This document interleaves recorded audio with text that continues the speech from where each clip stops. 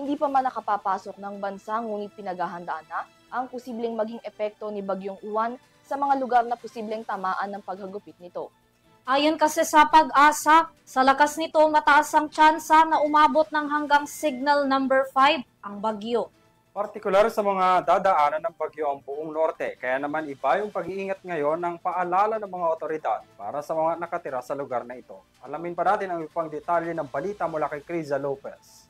May malaking tsansa na umabot hanggang signal number 5 ang ideklara ng Pag-asa sa oras na umabot na sa kalupaan ng Pilipinas ang Super Typhoon Uwan na may international name na Fungwon. Ayon sa Pag-asa weather specialist na si Benison Estareja, taglay ng Super Typhoon ang malakas na ulan at wind threat na aabot hanggang 185 km/h.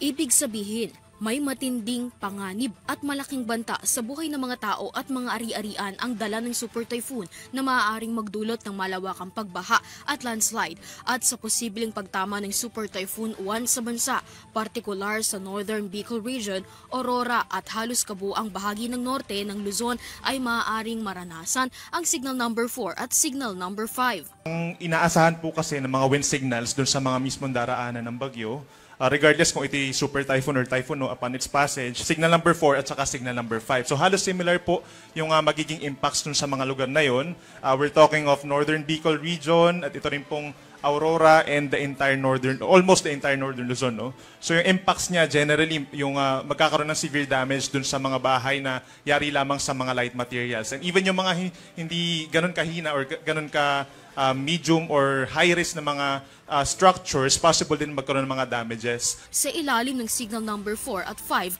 kaya nitong mawasak ang kabahayan na gawa sa mga light material, maging ang mga kabahayan na hindi gumamit ng dekalidad na materyales. Kaya rin nitong mabasag ang mga salamin ng mga gusali, makapagpapatumba ng mga puno at poste, pagkaantala ng supply ng kuryente at tubig, maging ang linya ng komunikasyon.